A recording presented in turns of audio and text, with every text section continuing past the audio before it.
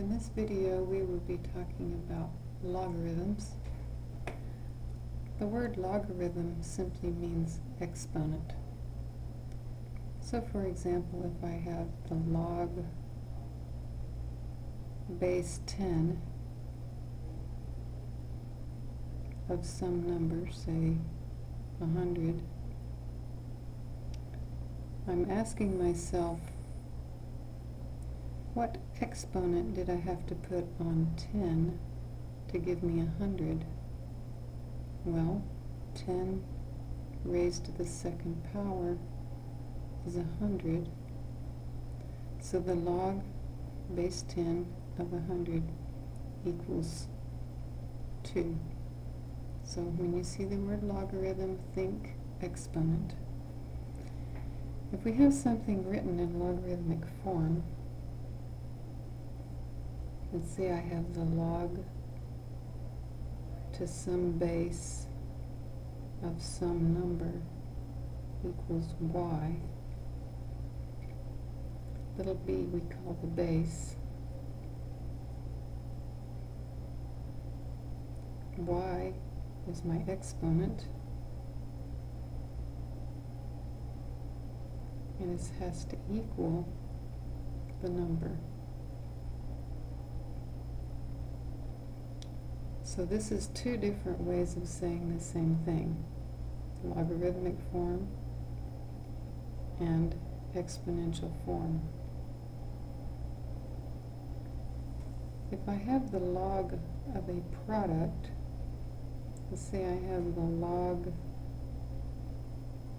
of m times n, we call this the condensed form. There's a single log.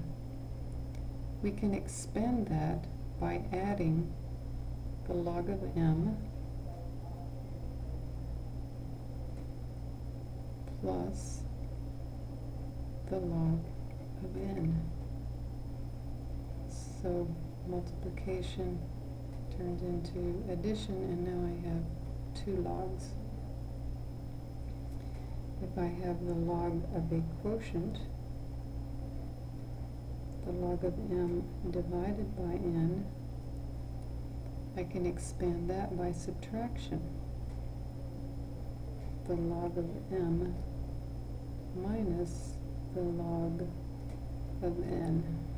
So division turns into subtraction. And if I have a log of some number raised to some power p, I can expand that by taking the power and moving it over in front, and that gives me p in front times the log of n. So this is the condensed form, and this is the expanded form. Sometimes we want to be able to find a logarithm on the calculator. The calculator will only do log base 10 and log the natural logarithm base e. Sometimes we may see a log to some other base, and we need to find out a decimal approximation. So then we want to be able to change to base 10 or to the natural log. So here is the formula. The log of some other base of a number can be changed to the log of my new base, which I'll call b, of n divided by the log with the new base of a. So I take the log of n divided by the log of a, and then I choose whatever base I want to replace a with. Let's do an example on this one. Let's say I have the log base 2 of 146 I can change that to the log base 10 of 146 divided by the log base 10 of 2. Now we don't actually have to write the 10 when the 10 is the base. If you don't have a base, it's understood to be 10. I can also write it as the natural log of 146 divided by the natural log of 2. And either of these can easily be put into your calculator. There's some other properties of logarithms that are helpful sometimes.